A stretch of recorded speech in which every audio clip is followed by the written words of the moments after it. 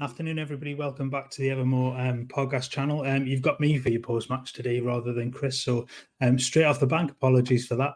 But welcome to the post-match shout. A little bit frustrating, I think. I think for a lot of people from that game, but we'll get stuck into that just in a second. Obviously, as we always say, if you're new to the channel, please drop us a like on the video and subscribe. We have now gone over 5,400 subscribers to the channel. Chris's little rant about Simon Jordan this morning pushed us over that mark. So thank you very much to everybody that's jumped on board. And the other one is as well, obviously, if you'd like to become a member of the channel, please hit the button under the stream. Come and join the squad. We'd love it if you did. It is $1.99 a month, and you do get early access to some of our videos and things like that. So yes, so we'll get on with the game. There's plenty of you in the chat already. So everybody, yes, it is me. I am sorry. Straight off the bat, I haven't not got quite good at keeping up with the comments as Chris usually is. So I'll try my best today. Obviously, the teams, will get stuck into those straight away. The teams are now, it's only one change for Newcastle, obviously enforced with Anthony Gordon being suspended. So Anderson moves up a place and plays further forward today. Other than that, everything stays the same as midweek. And I think I'll start there. I think the early exchanges in the game showed that there was a little bit of legginess from midweek. Obviously, there was a lot of effort put into that game against PSG on Wednesday, and I think that showed early doors. And I think West Ham tried to take advantage of that, allowing Newcastle to keep the ball in areas that weren't really going to hurt them. They prevented the space an awful lot of the time as well, and that certainly the goal then allowed them to do that a lot more. I guess they're getting into that sort of point where the goal is scored. The frustrating of that ball over the top. Absolutely nobody follows Emerson's run from so deep, and there's at least four players that could have trapped him. Nobody bothers. Lascelles is caught out. Nick Pope, I think I've seen one of the comments in the chat talking about a PS5 moment. I think that was from John. He absolutely no need to rush to where he did, especially with the ball coming from high and out and slightly out wide. There was no need for him to have done that. He gets caught out of position, and it's the easiest tapping you'll ever see. And then, like I said, that allows West Ham just to sort of pack that midfield area, deny Newcastle any sort of space. And I thought Newcastle's play was slow. It looked tired. There was not much directness to the play, not much forward sort of direct running. Newcastle's play lacked a little bit of inventiveness. It was very slow, very lethargic, and that really cost Newcastle in the first half, especially, and just allowed West Ham just to play, on the break against them and not really get too worried at all. And then, yeah, we'll come into the second half in a minute. The one thing that struck from the first half as well, just the absolute poor refereeing standard. Again, the lack of consistency. I thought Bruno's a very, very lucky boy to have still been on the field. His first yellow card, obviously a yellow card was a cynical challenge, deserved a yellow. He's lucky to get away with a second one. And then again, was a Paqueta foul on Lascelles charging forward. That's exactly the same foul as Bruno gets booked for, and nothing. Almiron could have been booked for asking for a yellow card as well, wasn't. Well, whereas I think it was Emerson got booked for asking for a yellow card for West Ham. It's just poor. Both sides, I think, were on the end of some poor decisions today, and again, just shows that the absolutely poor standard of officiating in the Premier League. I'll come to some of the comments in this. So George Sy, can't help but feel left them off the hook. That I think so. When you look at the amount of possession, especially and possession is probably the wrong stat really, because it was possession in wrong areas and didn't really hurt West Ham an awful lot. Second half, that sort of changed, and I think Newcastle have really allowed West Ham to get into that sort of back into the game second half, especially that last sort of 15-minute spell when Kudus came on. I thought he looked lively when he came on, really sort of changed the game at that point. Again, the officials for both sides were shy. Absolutely, completely agree with that one. And I sort of agree with this as well. I think after the week that's been, or a couple of weeks that's been, to have taken, an absolutely tremendous game on Wednesday night where you absolutely thrashed. I love the saying elite European power in PSG, because they've wobbled at times in that, but they're a very damn good side. But then to go away to West Ham, who have won a European trophy, isn't a bad result in the grand scheme of things. Ian Anderson out of position for the goal to be set up. Yeah, we'll come to that in a little bit. I'm trying to think. We're just trying to find here. John's comment: last 4 games, Burn and Publin under a protective ball that burst when they are called upon. Really like them both, but are liabilities. I agree and disagree a little bit to that. I think there are times when both of them exceptionally well. I thought Burn first 5 or 10 minutes looked really shaky. I thought grew into the game massively. I thought was unlucky with his header, not to score. That was good save by the goalkeeper second half. Pope does have a couple of moments in him, shall we say, but he generally does very well. I thought his command of the area lacks a little bit at times. He does come for a little bit in punches. I've seen a few this season where he's come to punch when he really should be catching the ball, but I thought he did generally pretty well apart from that moment today. Les in the comments, good afternoon. Didn't keep the lead, but lads up the basic. Yeah, again, absolutely right. That second half performance was far better for the first 30 minutes of it, especially. They really got on the front foot, and that was one of the notes that I wrote down, was just the inventiveness from them, the direct running with the ball, the direct passing. I thought Bruno in the second half was far better. His movement of the ball was forward. It was much more direct. It was much quicker, and allowed Newcastle to create the space that just wasn't there in the first half. I thought Tonali played a little bit better second half. I still think he's sort of coming to grips with the league, and that might take a little bit of time. He does look a little bit off at times and not quite there yet, but there are signs that he is getting much better. Let's have a look. Ian, I'm at disappointed with the result. Should have won. Isak hat-trick chance would have. He's so unlucky with the one that comes off the outside of the post. It's a brilliant ball through to him, and to take it around the goal. I thought his touch was he's a little. Maybe I'm being so harsh here. His touch was a little heavy to go around the goalkeeper. Just pushed him a little bit too wide. But to hit the outside of the post from that angle, he's very unlucky. Marco, Isaac's terrifying the fence house. So, yeah, he looked. There were moments when he pulled left, and his footwork was just sensational. Again, he can beat almost anybody in the world. He's such quick feet, and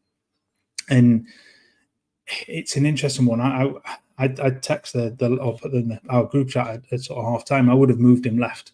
The way things were going at that point, now I've proved wrong, because he's scored a double in the second half. But I think looking at it, you sort of almost say we'll move him left and put Wilson through the middle, because he was terrifying them at times. When he gets the ball down and runs, there's very few defenders that can cope with him.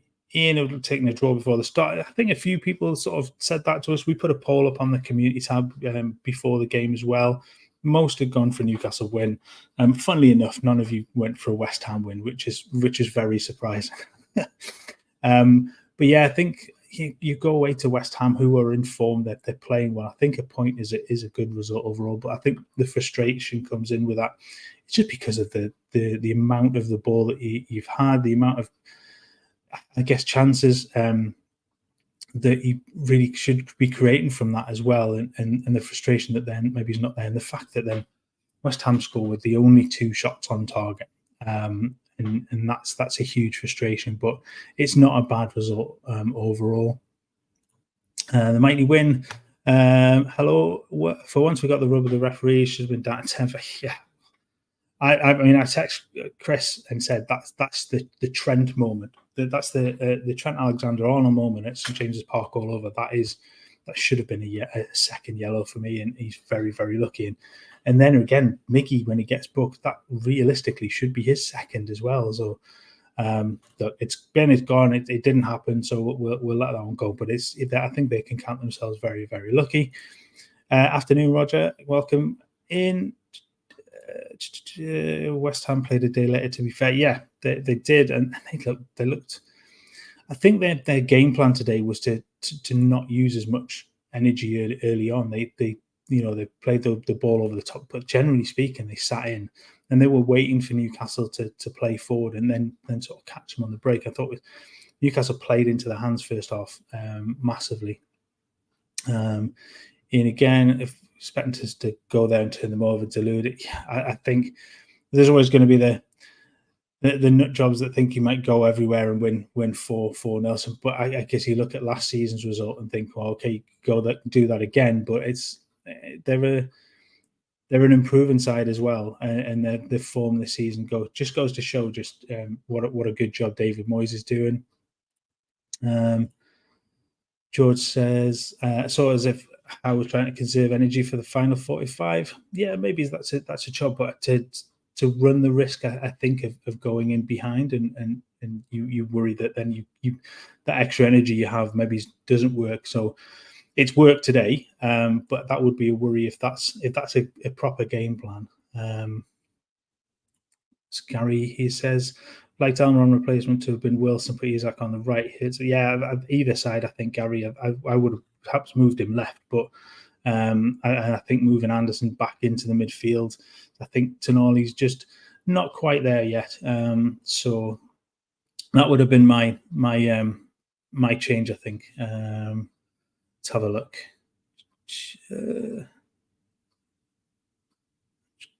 Trying to find some more comments in here.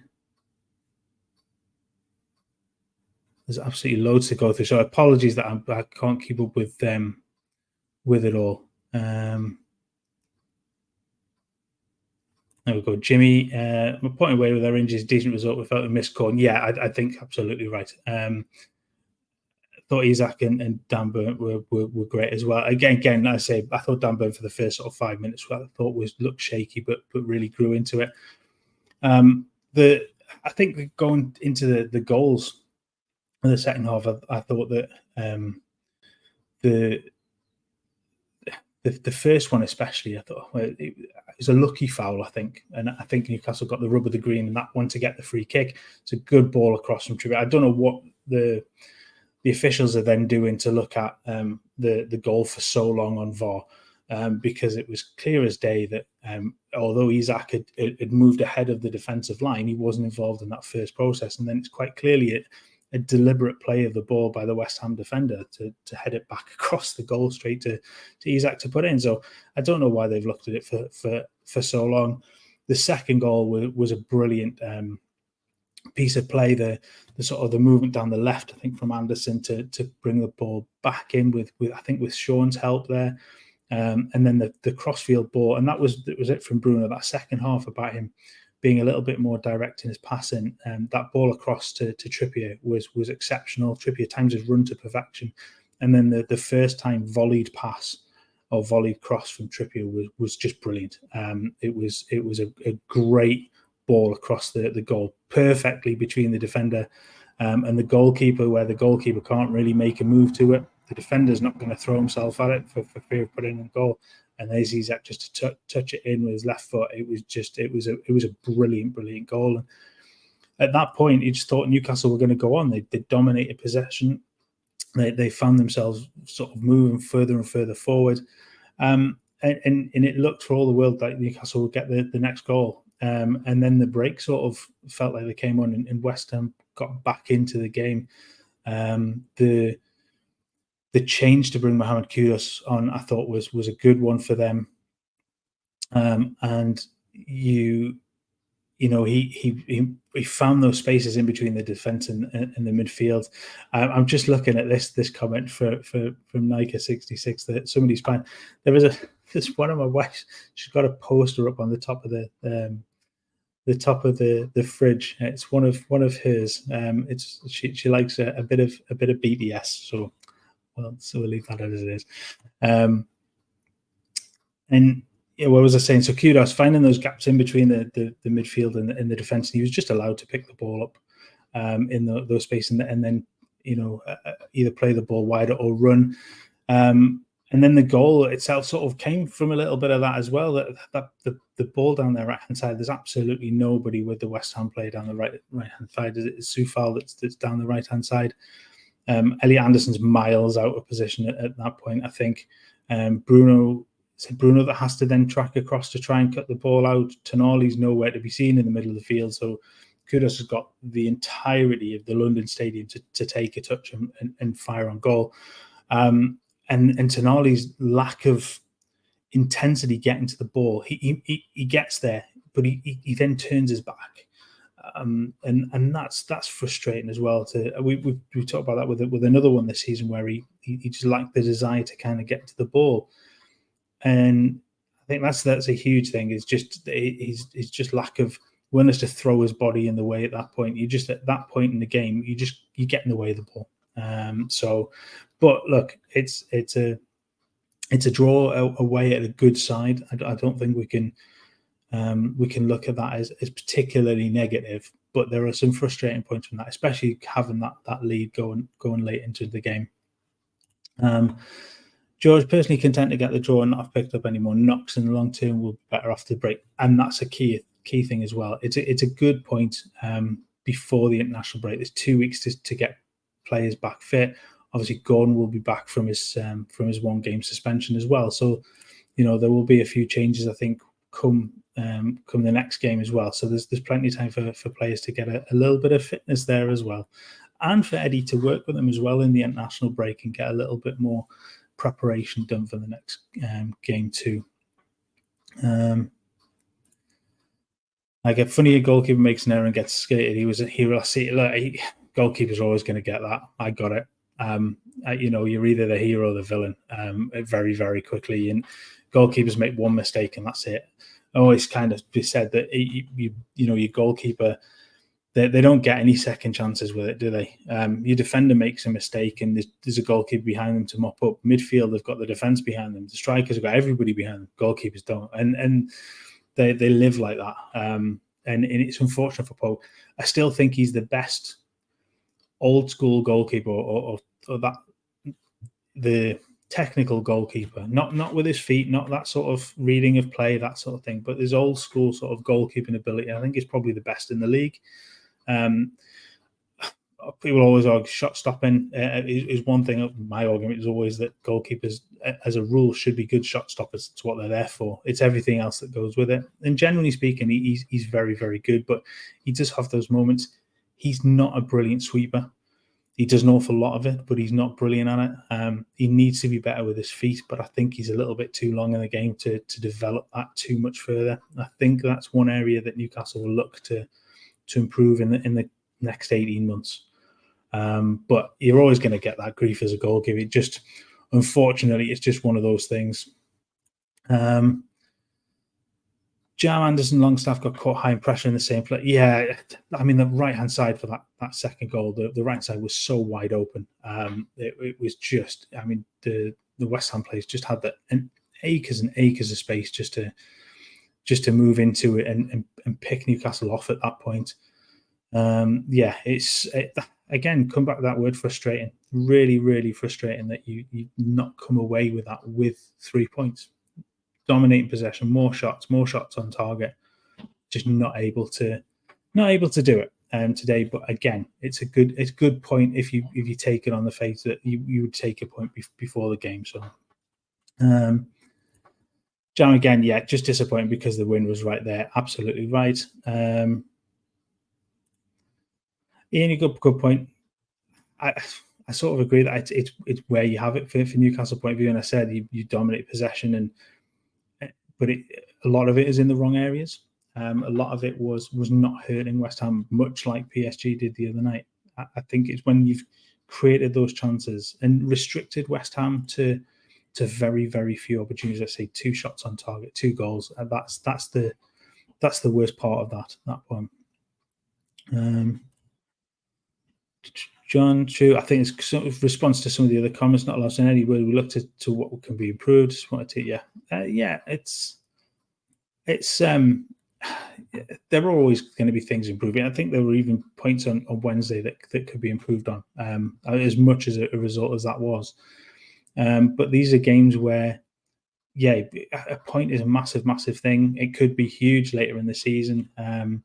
There was a moment at the end of the game where Bowen cuts in that I'm still can't understand how that ball's not gone in the back of there. It could very, very have easily been West Ham snatching the win at the end there as well. So look, to come out with a point, go into the international break, regroup again, and get back into it for the next game. I think that's a key point. Sano, good point away from home. Nick Pope, well, there's too much on Nick Pope. I think would be particularly harsh. It was a poor decision to have done what he'd done. He did redeem himself. I thought he played quite well afterwards. He's come for the balls. His decision to punches. He was getting above players at that point. But look, it's a moment, and we said that we're always going to get punished as a goalkeeper when you do make those sort of mistakes. Let's have a look at some more of the comments. I think there's a lot of conversation backwards and forwards.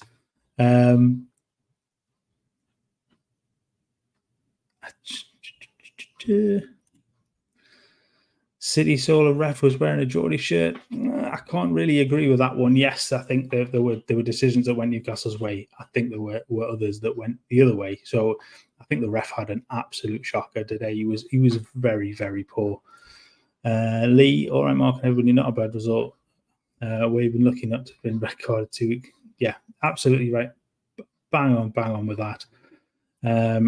Les, why do people? Yeah, people in the comments. Obviously, look, it's a place of opinions.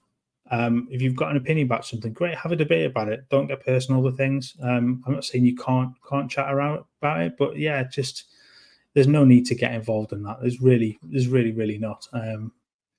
So. Big Vern, after playing well, Lascelles back to being shaky.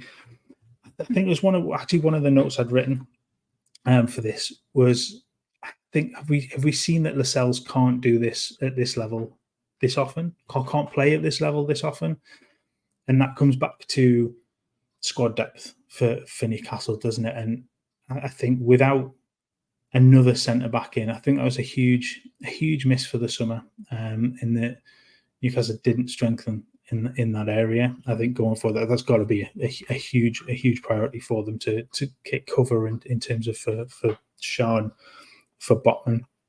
If Botman or Shaw is out for any considerable length of time, having Lascelles play 3 games this quickly at this level, I just don't think he can do it. He's been very good for 2, but for him, this is probably 1 game too far, and he did look shaky at times. He looked shaky on the ball. There was that one drive and run forward, which I thought was brilliant, which he gets wiped out.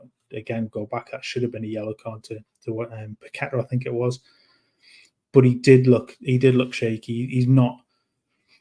I just don't think he's got that level in him to play that often. Let's go through.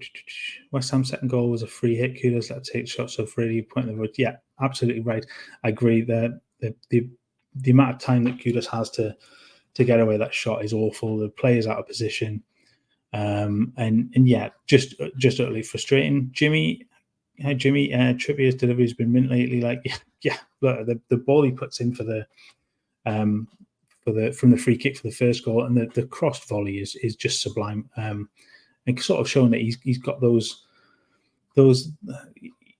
We've questioned it at times, haven't we? There's been a lot of question mark as to why Tonali's not taken free kicks, why some of the others haven't done. But he's sort of shown with a few of his deliveries recently that he's cooking again, isn't he? He's creating goals again. We'd like to see a few more that are hitting the back of the net from just outside the box, if he gets the opportunity, that is. Derek, Isaac sub should never have happened. Look, I'm sort of in agreement with you. I think at that point he's really punishing with a fortnight away from Premier League action. I'm disappointed with that sub. Look, Eddie knows best. He's the gaffer, but I was disappointed to see Isaac come off at that point as well. Paul to get 4 points in the Premier League knocks Man City out. That he couldn't beat PSG without Botman and other key players are phenomenal. Couldn't be happy. Yeah, I think take it as an overall picture. It's a one result this week. West Ham, I think, have been lucky in regards. They've taken their chances at the end of the day, and that's all you've got to do. But I think overall, if you look at the last couple of weeks, Newcastle have had such a good couple of weeks that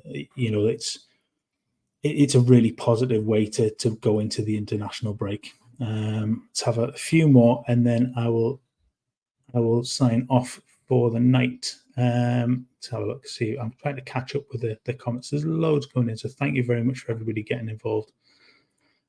John, happy days, a point away from home. Yeah, look, we said, look, you go into the games, and a lot of people would have taken a point beforehand as well. Steve, we didn't lose the game because Lascelles was playing. Why did Bruno skip? I don't think he does today at all. I think fair enough. I haven't mentioned him so far, but certainly that point in leading up to the goal, I think he's missing in action a little bit there. He's very, very lucky to have still been on the field as well. So he doesn't get away from any criticism for me. I thought he played very well the second half, especially overall. His ability with the ball again was on show, and it is much more direct. Direct passing and direct running was far better. It was nice to see Sean getting further forward in that second half with some more runs. Anderson looked a little bit more of a threat as well, but Bruno I thought was much better, certainly for the first 20-25 minutes or so. But the lead up to the goal again, I mean, the whole midfield is vanished really at that point. So none of them escape any criticism there. Last few, Marco Anderson was one of the best players. I thought he did very well. I think that there's an element that's at times that you want much more of an end product from Anderson, don't you? He's unlucky with the volleyed shot that he has that gets blocked in the second half. But he did very well in the lead up to the second goal, especially. And I thought he did very well on that left hand side. But yeah, I think Gordon was a big miss, I think, in that. And I think that's something that everybody has to look at with the way that yellow cards are getting dished out. There's more cards being given out than bloody Clintons at the moment. It's yellows for everything. So and players and managers have to react to that with the way that the games are being officiated. There are cards being given all over the place. So yeah, it's disappointing for Gordon to have missed that, I think, because I think he would have been exceptional pinning West Ham's right back, back and really running at him. I think that's one thing that was massively missing.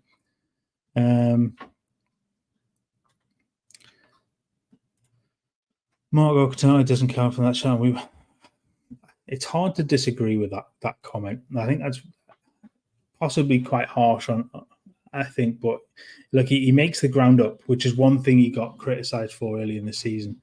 But to turn your back, if that's one of the other midfielders at that point, and pretty much probably any player on the field at that point, they're throwing themselves in the way of it at whatever cost to themselves. It's going to hit them, and I think he has to be that selfless to just get his body on the line for the cause, and that's a key one. That's the second time this season we've seen something like that from him, and he has to be selfless in that regard and just throw himself in the way. And if it hits him and deflects elsewhere, that he's done his job. So I think he's not at fault for the goal. It's not all down to him, and I've saw some messages about that's on him. It's not. Look, the whole defensive setup for that, from the midfield to the forward players come forward to allow so much space for West Ham to run into, that's on a lot of the side of that. But so frustrating to see Tonali sort of make that move towards the ball and then to to the ball and then turn away is just it's not a good look at all. Not a good look at all.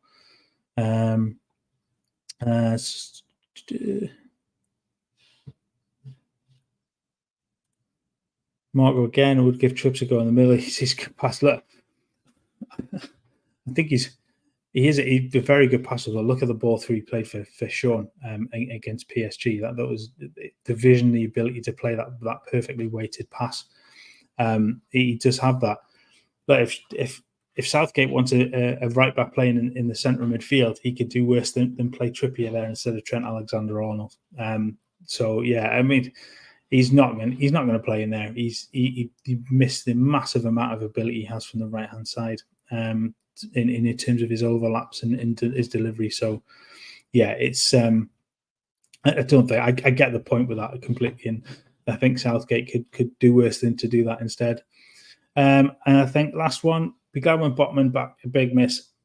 Absolutely, I think he's a huge miss to this side. And look, the last week has been fabulous. You know, with the way things are going, especially the PSG game. But there's a huge difference in this side when Botman is at the back and Schär plays in his natural position on the right hand side. Botman is as calm as anything. And will ultimately change the face of that defence and bring a little bit more calmness in there. So yeah, it's massive miss. And I think that's a good place to leave it on. Obviously, keep going in the chat. We'll do our best if any more come in later on to try and get back to you. Thank you all for getting involved this afternoon. I need to say tonight, we're not quite there yet. It is still light outside. So again, yeah, thank you for getting involved. If you are new to the channel, please remember to drop a like on the video and hit subscribe to us. As I said, we're over 5,400 subscribers now. Thank you again to everybody who's hit that button. And if you want to become a member, please hit the join button at the bottom. It is $1.99 a month. I think Chris always says it's less than a pint of lager. We'll do early access to some of the videos as well. And yeah, so thank you very much for everybody who's got involved there, or to all our members as well. And we will be back tomorrow night. Chris may or may not be in, depending on his internet connection. So we'll see what happens then. But thanks for everybody for getting involved. Enjoy the rest of your evening and enjoy the international break. Cheers, guys.